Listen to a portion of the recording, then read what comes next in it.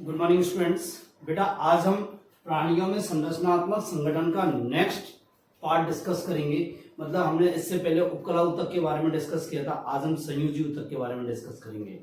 मैंने आपको बताया था कि संयोजी ऊतक के बारे में जब मैंने चैप्टर चालू किया था थोड़ा सा 2-3 लाइन बताई थी मैंने। संयोजी ऊतक क्या होता है? ऐसा ऊतक जिसकी उत्पत्ति किससे होती है? मेसोडर्म से होती है। किससे होती है बेटा? मेसोडर्म से होती है। और ये क्या करता है? ये संरचनाओं को जोड़ने का काम करता है और उनको क्या करता है? आलम्बन या सहारा प्रदान करता है। ठीक है, तो आज इसके बारे में थोड़ा डिटेल पढ़ेंगे। ये ऊतक बहुत काम का है। ठीक है, देखते हैं संयोजी ऊतक।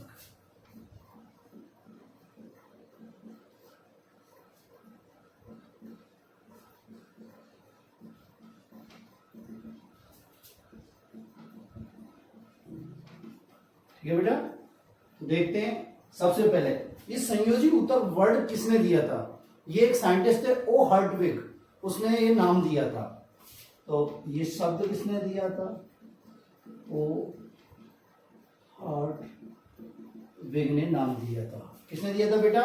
ओ हर्टविग ने ये संयोजी ऊतक नाम दिया था। और इसे क्या होता? मेसेनकाइमा बोला था। क्या बोला था बेटा? मेसेनकाइमा। बात मेरी समझ आई? ओरिजिन कैसी होती है, इसकी उत्पत्ति कैसी होती है? ओरिजिन में कैसा होता है बेटा? ये मेसोडर्मल होता है। कैसा होता है? मेसोडर्मल। दूसरा, ये शरीर में सबसे अधिक विस्तृत होता है, मतलब सबसे अधिक पाया जाता है और सबसे अधिक फैला हुआ होता है। तो सबसे अधिक पाए जाने वाला और सबसे अधिक फैला होने वाला ऊतक, सबसे अधिक पाए जाने वाला एवं विस्तृत ऊतक है। ठीक है, तो हमने तीन चीजें पढ़ी। एक तो क्या शब्द किसने? ओ हर्टविग ने दिया था, जिसने क्या था? मेसेनकाइमा बोला था इसे। ठीक है, ओरिजिन में कैसा है? मेसोडर्मल है। ठीक है, और सबसे अधिक पाए जाने वाला एवं विस्तृत ऊतक है। इसका कार्य क्या है? ये क्या करता है बेटा? संरचनाओं को जोड़ने का कार्य करता है। संरचनाओं को जोड़ने का कार्य करता है और उन्हें क्या प्रदान करता है? सपोर्ट या आलम्बन प्रदान करता है। क्या करता है बेटा? आलम्बन प्रदान करता है। आलम्बन प्रदान करता है, सपोर्ट प्रदान करता है। बात मेरी समझ में आई? ठीक है, इस संयोजी ऊतक को मैट्रिक्स के आधार पर 3 भागों में विभाजित किया गया है। वास्तविक संयोजी ऊतक, क्या बेटा? वास्तविक संयोजी ऊतक, आलम्बन संयोजी ऊतक और वेस्कुलर या मतलब संवहनीय संयोजी ऊतक। क्या बेटा? संवहनीय संयोजी ऊतक। तो देखते हैं अपन।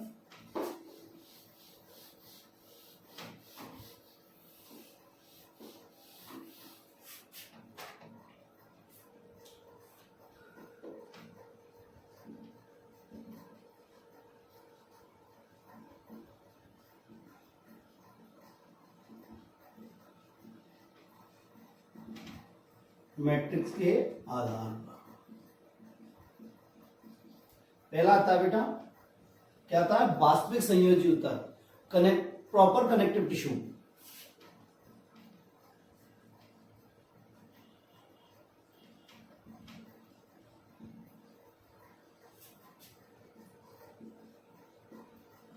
वास्तविक संयोजी ऊतक। देखो बेटा, इस वास्तविक संयोजी ऊतक की जो मैट्रिक्स होती है, क्या होती है? मैट्रिक्स होती है। वो कैसी होती है? Semi solid. कैसी होती है? Semi solid.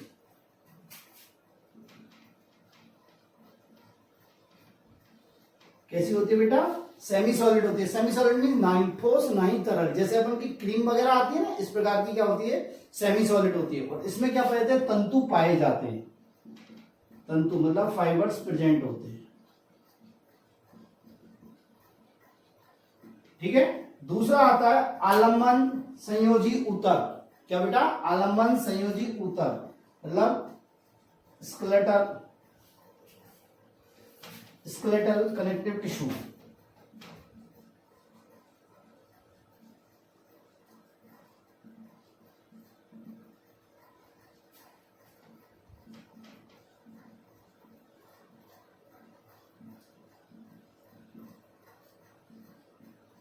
आलम्बन संयोजी ऊतक। देखो बेटा, आलम्बन संयोजी ऊतक, स्केलेटन का मतलब क्या होता है? कंकाल तंत्र। तो मतलब इसकी मैट्रिक्स कैसी होगी? सॉलिड। मैट्रिक्स कैसी होगी बेटा? सॉलिड। और इसकी मैट्रिक्स में क्या पाए जाएंगे बेटा, लवण पाए जाएंगे। क्या होंगे, लवण पाए जाएंगे। तो मैट्रिक्स कैसी होगी, लवण युक्त। कैसी होती बेटा, लवण युक्त। इसमें कैल्शियम, फॉस्फेट के कार्बोनेट पाए जाएंगे। और तीसरा होता है संवहनीय संयोजी ऊतक, वेस्कुलर कनेक्टिव टिश्यू।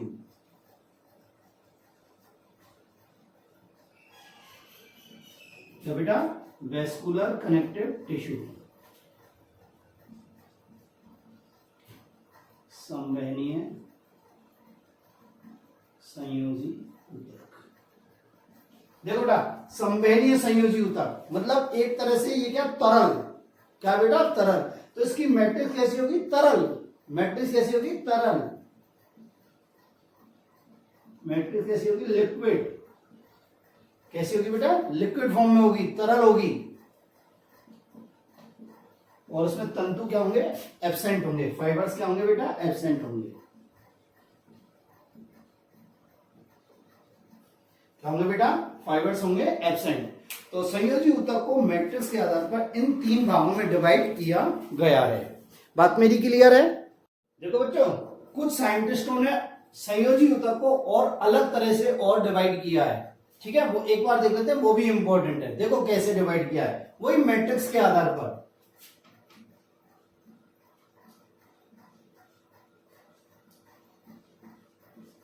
एक किया उन्होंने लूज कनेक्टिव टिश्यू।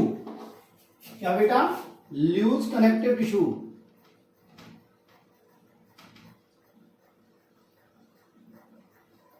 ढीला संयोजी ऊतक। क्या बेटा, ढीला संयोजी ऊतक। देखो बेटा, इस ऊतक में क्या होगा, इसमें मैट्रिक्स क्या होगी, ज्यादा, और तंतु क्या होंगे, कम। तो इसमें हम क्या कह सकते हैं, मैट्रिक्स तो क्या है इसमें ज्यादा, और तंतु क्या है, कम। ठीक है बेटा, तंतु क्या है इसमें, कम। दूसरा जो डिवाइड किया है वो क्या है, डेंस कनेक्टिव टिश्यू, सघन संयोजी ऊतक।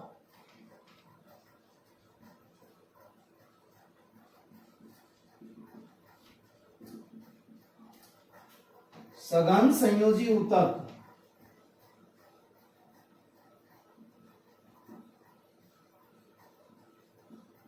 क्या बेटा, सघन संयोजी ऊतक। इस सघन संयोजी ऊतक में क्या होगी, मैट्रिक्स तो क्या होगी, कम, और तंतु क्या होंगे, अधिक।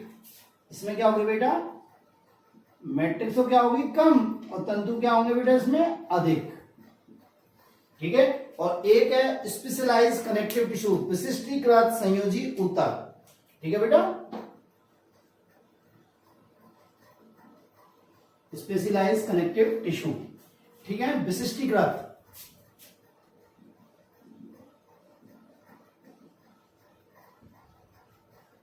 विशिष्टीकृत संयोजी ऊतक।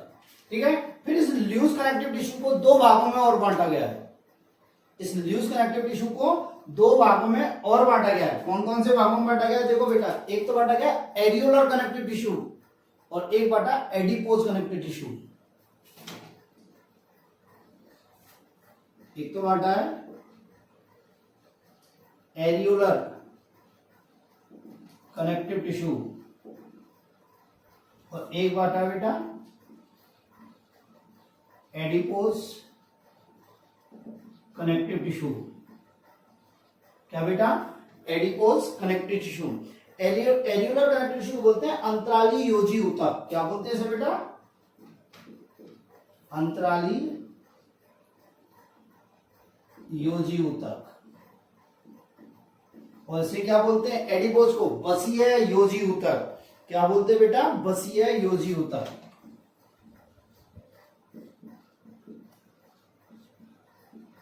और इस बसीय योजी ऊतक में 2 प्रकार की वसा पड़ेंगे, एक तो व्हाइट फैट और एक येलो फैट। इसमें कितने प्रकार की वसा पढ़ेंगे हम, 2 प्रकार की वसा पढ़ेंगे, एक तो व्हाइट फैट और एक येलो फैट। ठीक है बेटा। इसी प्रकार इस डेंस कनेक्टिव टिश्यू को, सघन संयोजी ऊतक को भी 2 भागों में बांटा गया है, डेंस रेगुलर कनेक्टिव टिश्यू और डेंस इरेगुलर कनेक्टिव टिश्यू। सघन नियमित संयोजी ऊतक और सघन अनियमित संयोजी ऊतक।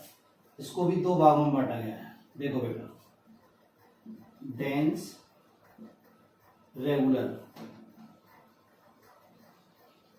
कनेक्टिव टिश्यू, सघन नियमित संयोजी ऊतक, ठीक है बेटा। और एक कौन सा, dense irregular, dense irregular connective tissue, सघन अनियमित, सघन अनियमित संयोजी, इसको छोटा कर देता हूं मैं, संयोजी ऊतक। बात समझ में आई?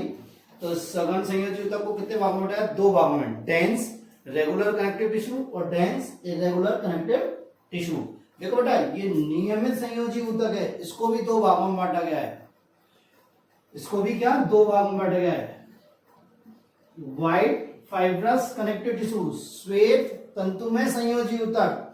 एक तो क्या बांटा गया है ये, व्हाइट फाइब्रस कनेक्टिव टिश्यू, और एक क्या बांटा गया, येलो फाइब्रस कनेक्टिव टिश्यू। तो इसको और किसमें बांटा है, व्हाइट फाइब्रस कनेक्टिव टिश्यू, श्वेत तंतु में संयोजी ऊतक। और ये कौन सा है, येलो फाइब्रस कनेक्टिव टिश्यू, ठीक है। पीत तंतु में संयोजी ऊतक।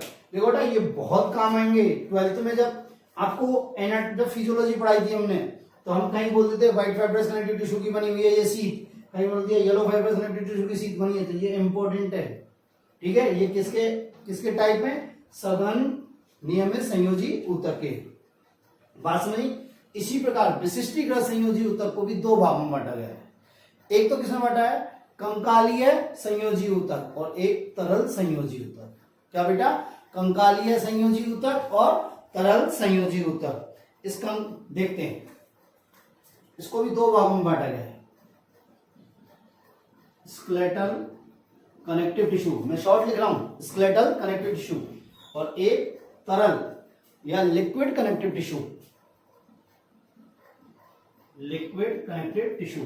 देखो ना, स्केलेटल कनेक्टिव टिश्यू जो होता है, सुने मेरी बात, स्केलेटल कनेक्टिव टिश्यू मैंने आपको पहले ही बताया था, स्केलेटल कनेक्टिव टिश्यू की मैट्रिक्स क्या, सॉलिड है। मैट्रिक्स क्या, सॉलिड है, और उसमें क्या है, लवण। तो इसकी मैट्रिक्स में क्या है, ये मैट्रिक्स क्या है, सॉलिड, और इसमें क्या अधिक मात्रा में, लवण अधिक मात्रा में। और इसका एग्जांपल क्या है, अस्थि और उपास्थि। क्या बेटा, अस्थि और उपास्थि, बोन एंड कार्टिलेज, अस्थि एंड उपास्थि, ठीक है। लिक्विड कनेक्टिव टिश्यू मतलब ये एक तरह से क्या है, संवहनीय संयोजी ऊतक। क्या बेटा, संवहनीय संयोजी ऊतक। तो इसकी मैट्रिक्स कैसी है मेरे बच्चों, कैसी है, तरल, और इसमें फाइबर क्या है, एब्सेंट। फाइबर्स क्या है बेटा, एब्सेंट। और इसका एग्जांपल क्या आता है, रक्त और लिम्फ या प्लाज्मा, ठीक है ना। तो ब्लड इसका एग्जांपल है। क्या बेटा, ब्लड इसका एग्जांपल है। तो मेन क्लासिफिकेशन ये है, मेन क्लासिफिकेशन ये है। बात समझी? तो संयोजी ऊतक को तीन भागों में बांटा गया, किसके आधार पर, मैट्रिक्स के आधार पर। मैं लिख देता हूं यहां, मैट्रिक्स के आधार पर। कौन कौन से बेटा, लूज कनेक्टिव टिश्यू, ढीला संयोजी ऊतक, डेंस कनेक्टिव टिश्यू, सघन संयोजी ऊतक, और स्पेशलाइज्ड कनेक्टिव टिश्यू, विशिष्टीकृत संयोजी ऊतक। ये लूज कनेक्टिव टिश्यू, इसकी मैट्रिक्स क्या होती है, मैट्रिक्स अधिक होती है, और तंतु क्या होते हैं, कम होते हैं। इसमें मैट्रिक्स कम होती है और तंतु क्या होते हैं, अधिक होते हैं। इसको फिर दो भागों में बांटा गया है, एडिकुलर कनेक्टिव टिश्यू और एडिपोज कनेक्टिव टिश्यू, ठीक है। व्हाइट फैट, एडिपोज में दो पड़ गई है, व्हाइट फैट और येलो फैट। इस डेंस कनेक्टिव टिश्यू को दो भागों में बांटा गया है, डेंस रेगुलर कनेक्टिव टिश्यू। क्या बेटा, डेंस रेगुलर कनेक्टिव टिश्यू और डेंस इरेगुलर कनेक्टिव टिश्यू। और इस डेंस रेगुलर कनेक्टिव टिश्यू में दो पड़ेंगे, व्हाइट फाइब्रस कनेक्टिव टिश्यू और येलो फाइब्रस कनेक्टिव टिश्यू। यदि इसका एग्जांपल याद करो तो ये है टेंडन, और ये इसका क्या एग्जांपल है, लिगामेंट। यदि वो याद करना चाहते हो तो एग्जांपल टेंडन और लिगामेंट। मैं बताऊंगा भी टेंडन और लिगामेंट क्या होते हैं, ठीक है। स्पेशलाइज कनेक्टिव टिश्यू को दो भाग में बांटा गया है, कंकालीय संयोजी ऊतक और तरल संयोजी ऊतक। क्या बेटा? कंकालीय संयोजी ऊतक और तरल संयोजी ऊतक। स्केलेटल कनेक्टिव टिश्यू और लिक्विड कनेक्टिव टिश्यू, इसकी मैट्रिक्स क्या होती है? सॉलिड होती है। उसमें क्या होते हैं? लवण होते हैं, कैल्शियम, मैग्नीशियम, इनके कार्बोनेट वगैरह होते हैं। ठीक है, ये इसका एग्जांपल क्या है? बोन और कार्टिलेज, अस्थि और उपास्थि। ठीक है, इसकी मैट्रिक्स कैसी होती है? तरल, जिसमें फाइबर, तंतु अनुपस्थित होते हैं। और इसका एग्जांपल क्या है? ब्लड और लिम्फ। क्या बेटा? Blood and lymph. तो हम सबसे पहले पढ़ेंगे कौन सा? Proper connective tissue. क्या पढ़ेंगे बेटा? प्रॉपर कनेक्टिव टिश्यू, वास्तविक योजी ऊतक। ठीक है, जो पहले वाला था। तो देखो बेटा, जो वास्तविक योजी ऊतक है वो, उसमें 3 घटक होते हैं। वास्तविक योजी ऊतक में क्या होते हैं? 3 घटक होते हैं। एक तो क्या होती है? कोशिकाएं होती हैं, करीब 6 to 7 टाइप की कोशिकाएं होती हैं। तंतु होते हैं। क्या होते हैं? तंतु। और क्या होते हैं? मैट्रिक्स होती है। क्या होती है बेटा? मैट्रिक्स होती है। मेरी बात समझ में आई? तो अपन शुरू करते हैं। वास्तविक योजी ऊतक। क्या बेटा? वास्तविक योजी ऊतक, प्रॉपर कनेक्टिव टिश्यू, वास्तविक योजी ऊतक या वास्तविक संयोजी ऊतक।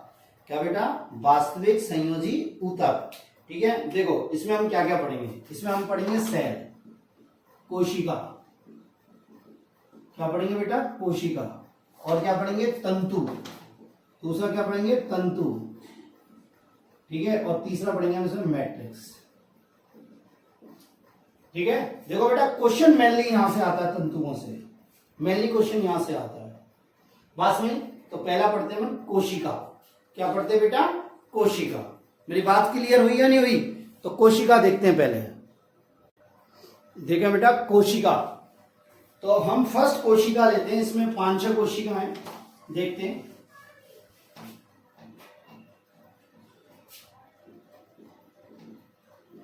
कोशिका है तो पहला पढ़ते हैं हम फाइब्रोब्लास्ट। क्या पढ़ते हैं बेटा? फाइब्रोब्लास्ट।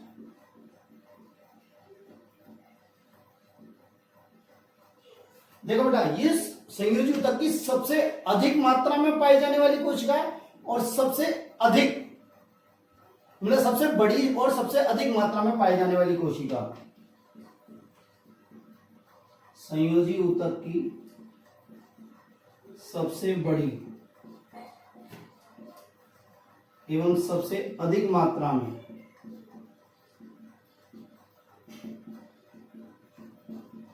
पाई जाने वाली कोशिका। सबसे अधिक मात्रा में क्या है? पाई जाने वाली कोशिका है। बात समझिए? ठीक है बेटा, इसका मुख्य कार्य क्या होता है? ये मैट्रिक्स का मुख्य भाग स्रावित करती है। क्या करती है बेटा? मैट्रिक्स का मुख्य भाग स्रावित करती है। तो उसका कार्य क्या है? मैट्रिक्स का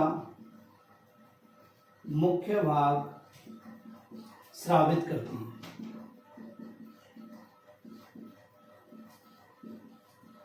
ठीक है, देखो बेटा, ये कैसी होती है? ये इस प्रकार की होती है कोशिका।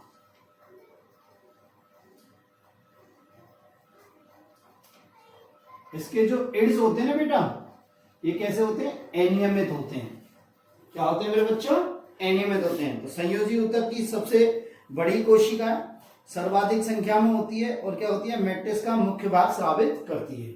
ये हुई आपकी फाइब्रोब्लास्ट। नेक्स्ट आता है मैक्रोफेजेस। क्या आता है? मैक्रोफेजेस। देखो बेटा, मैक्रोफेजेस अपन ने पहले भी पढ़ी है। इन्हें बोलते हैं बृहदभक्षाणु। अपन जब अपने ब्लड डिस्कस किया था तो अपन ने पढ़ी थी। तो दूसरी आती है मैक्रोफेजेस। क्या बोलते हैं बेटा? मैक्रोफेजेस, बृहदभक्षाणु। ठीक है, देखो बेटा, जब अपन ने ब्लड पढ़ाया था तो हमने बताई थी कि डब्ल्यूबीसी 2 प्रकार की होती है, कणिका में और एकणिका में। और एकणिका में डब्ल्यूबीसी 2 प्रकार की बताई थी, मोनोसाइट और लिम्फोसाइट। और ये मैक्रोफेजेस क्या है? मोनोसाइट का एक रूपांतरण है एक तरह से। तो देखो, ये कोशिका दूसरी, ये क्या होती है? संयोजी ऊतक की दूसरी सबसे बड़ी कोशिका है। सबसे बड़ी कोशिका पूछा जाएगा तो क्या हो जाएगा, फाइब्रोब्लास्ट। और दूसरी संयोजी ऊतक की सबसे बड़ी कोशिका कौन सी है, माइक्रोफेज। संयोजी ऊतक की सेकंड या दूसरी सबसे बड़ी कोशिका, क्या बेटा, दूसरी सबसे बड़ी कोशिका। ठीक है, देखो ये कैसी होती है, ये इस प्रकार की होती है बेटा। ठीक है, और इसमें केंद्र कैसा होता है, किडनी शेप का। कैसा होता है बेटा, किडनी शेप का केंद्रक होता है। बात समझ में आई। और इनका कोशिका द्रव्य क्या होता है, बिल्कुल इसमें कणिकाएं नहीं पाई जाती, इनमें कणिकाएं नहीं पाई जाती। ठीक है, और कोशिका द्रव्य की मात्रा क्या होती है, अधिक होती है। कोशिका द्रव्य की मात्रा क्या होती है, अधिक। और इनका कार्य क्या होता है, ये क्या होती है बेटा, भक्षाणु प्रवृत्ति की होती है। क्या होती है, भक्षाणु प्रवृत्ति की होती है, मतलब आने वाले रोग कारक का भक्षण कर जाती हैं, तो ये भक्षाणु होती हैं। क्या होती है बेटा, ये भक्षाणु प्रकृति की होती हैं। तो हम क्या कह सकते हैं, ये क्या होती हैं, संयोजी ऊतक की सफाई कोशिकाएं होती हैं। ये क्या होती है बेटा, संयोजी ऊतक की सफाई कोशिकाएं होती हैं। ठीक है, नेक्स्ट आता है मास्ट कोशिकाएं, मास्ट सेल।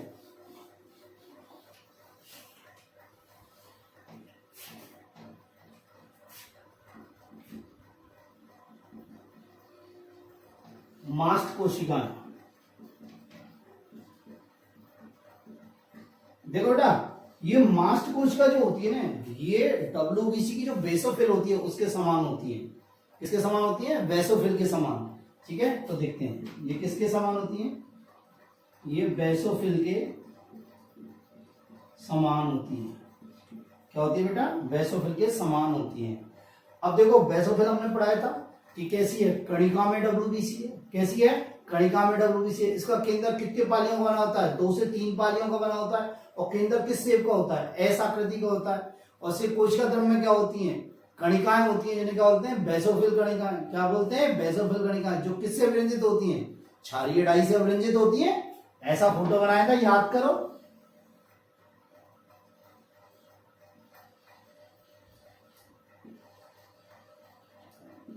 आपकी बुक में बन रहा होगा। ये बेसोफिल क्या है, कणिकाएं, और ये केंद्रक है। ये तो क्या है, केंद्रक पालियां बोलेंगे इन्हें। क्या बोलेंगे बेटा, केंद्रक पालियां। इन्हें क्या बोलेंगे बेटा, बेसोफिल कणिकाएं।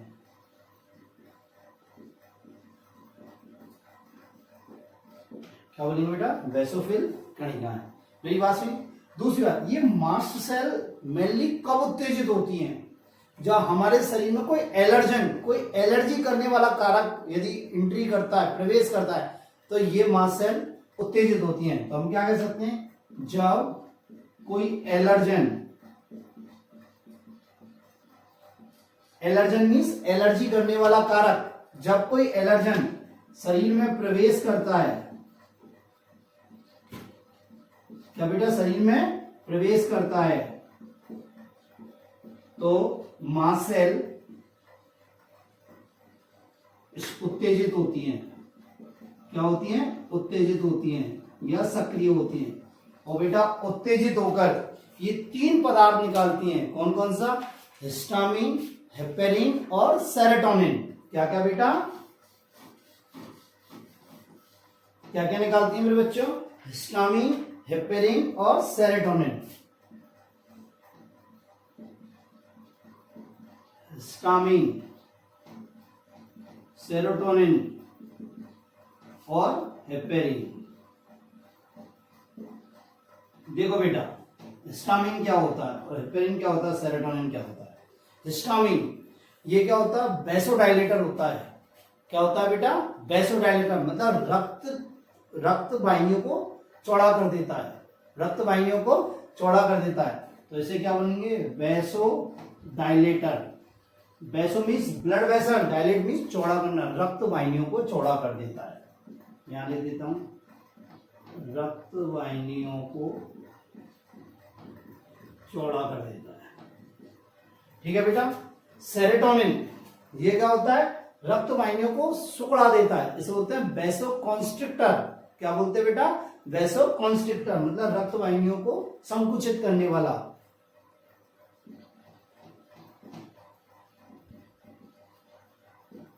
यहां लिख देता हूं, रक्त वाहिनियों में संकुचन करता है। क्या करता है बेटा? रक्त वाहिनियों में संकुचन करता है। और हेपेरिन, हेपेरिन क्या है? नेचुरल एंटीकोएगुलेंट है, मतलब रक्त का थक्का नहीं बनने देता, रक्त का थक्का नहीं बनने देता। इसे बोलते हैं नेचुरल एंटी कोएगुलेंट। प्रतिस्कंदक, क्या बेटा? प्रतिस्कंदक, जो रक्त का थक्का नहीं बनने देता। मेरी बात समझ? तो मास्ट सेल क्या हुई? बेसोफिल के समान होती है। ये कब एक्टिवेट होती है? जब हमारे शरीर में कोई एलर्जन प्रवेश करता है। कोई एलर्जन क्या करता है बेटा? प्रवेश करता है। और ये जैसे ही उत्तेजित होती हैं तो क्या निकालती हैं? हिस्टामिन, सेरोटोनिन और हेपेरिन। हिस्टामिन क्या है? वेसो डायलेटर है, जो ब्लड वेसल्स को चौड़ा कर देता है। सेरोटोनिन ब्लड वेसल को सकरा कर देता है। और हेपेरिन क्या होता है? नेचुरल एंटीकोएगुलेंट होता है। क्या होता है बेटा? नेचुरल एंटीकोएगुलेंट होता है। तो हमने क्या क्या पढ़ी? फाइब्रोब्लास्ट पढ़नी, मैक्रोफेजेस पढ़नी, मास्ट सेल पढ़नी। नेक्स्ट आता है एडिपोसाइट। क्या आती है बेटा? एडिपोसाइट या एडिपोस सेल्स।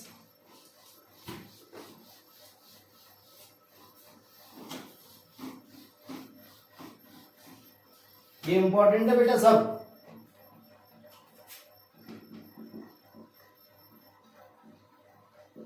एडिपोस सेल या एडिपोसाइट या बसीय कोशिका।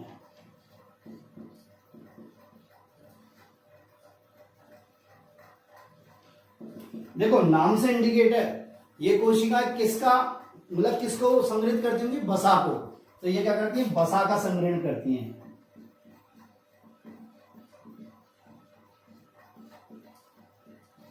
किसके रूप में? गोलिकाओं के रूप में, छोटी छोटी गोलियों के रूप में। किसके रूप में? गोलिकाओं के रूप में।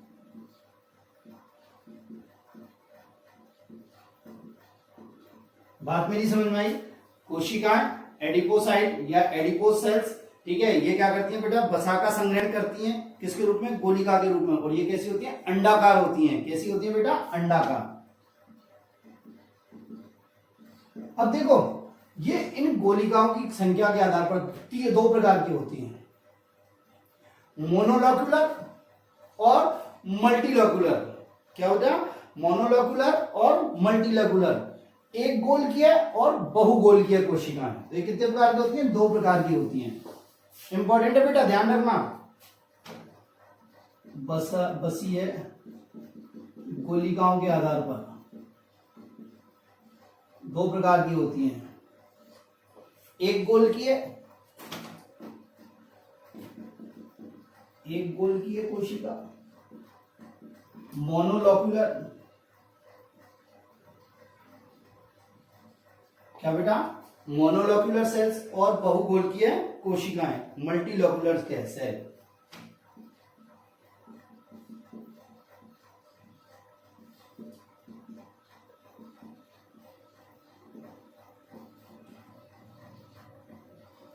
मल्टीलॉकुलर सेल। देखो, इसे समझने की कोशिश करना बड़ा इंपॉर्टेंट सा है। देखो, इन कोशिकाओं में क्या होता है? बसा की सिर्फ एक गोली होती है और बड़ी गोली होती है। वो मतलब बसा की जो गोलिका होती है वो क्या होती है? एक ही होती है, बड़ी होती है। अब जैसे मान लो ये बसा की गोलिका है इस कोशिका में, ठीक है बेटा? तो मेरी बात सुनो, इसमें क्या होगा? केंद्रक भी क्या होगा? परिधि पर। केंद्रक भी क्या होगा? परिधि पर। और कोशिका द्रव्य भी क्या होगा बेटा? परिधि पर। केंद्रक भी क्या होगा? परिधि पर। और कोशिका द्रव्य भी क्या होगा? परिधि पर। तो केंद्रक एवं कोशिका द्रव्य कहाँ होते हैं? परिधि पर। कहाँ होते हैं? परिधि पर। अब देखो, कोशिका द्रव्य कम होगा तो माइटोकॉन्ड्रिया कम होंगे। क्या होंगे? माइटोकॉन्ड्रिया। और जब माइटोकॉन्ड्रिया कम होंगे तो इससे एनर्जी क्या मिलेगी? कम। तो इसमें क्या होता है बेटा? माइटोकॉन्ड्रिया की संख्या क्या होती है? कम। इसलिए ऊर्जा या एनर्जी हमें क्या मिलती है? कम। मेरी बात समझ में आई? तो ये होगा एक गोलकीय कोशिकाएं, ठीक है। दूसरा होता है बहुगोलकीय कोशिकाएं। देखो, बहुगोलकीय कोशिका होती है इस प्रकार, इसमें गोलिकाएं होती है बिखरी हुई होती है। क्या होती है बेटा? बिखरी हुई होती है, इस प्रकार बिखरी हुई होती है। बात समझ में। केंद्रक कहाँ होता है बेटा, बीच में होता है। केंद्रक कहाँ होता है, बीच में। ये केंद्रक मध्य में, ठीक है। दूसरी बात देखो, इसमें कोशिका द्रव क्या होता है, कम, और इसमें कोशिका द्रव क्या होता है, अधिक। कोशिका द्रव क्या होता है, अधिक। कोशिका द्रव अधिक होगा तो माइटोकॉन्ड्रिया भी क्या होंगे, अधिक। क्या होंगे बेटा, माइटोकॉन्ड्रिया भी अधिक होंगे, और ऊर्जा भी हमें क्या मिलेगी, अधिक। तो इनमें क्या होता है, माइटोकॉन्ड्रिया भी क्या होते हैं, अधिक, और ऊर्जा भी हमें क्या मिलती है, अधिक।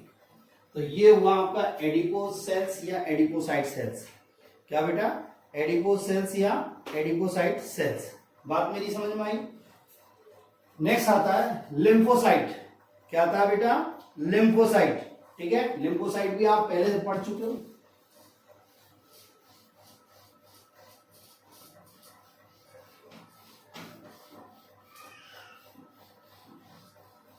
लिम्फोसाइट को क्या बोलते हैं, लसीकाणु बोलते हैं बेटा। क्या बोलते हैं, लसीकाणु। तो लिम्फोसाइट पांचवा आ गया, लिम्फोसाइट्स, लसीकाणु।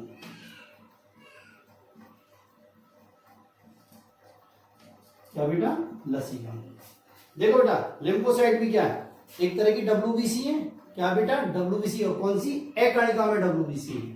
क्या बेटा, ये एक कणिका में डब्ल्यूबीसी है। बात मेरी समझ में आई। देखें, देखो बेटा, ये कोशिकाएं कैसी होती हैं, ये कोशिकाएं इस प्रकार की होती हैं।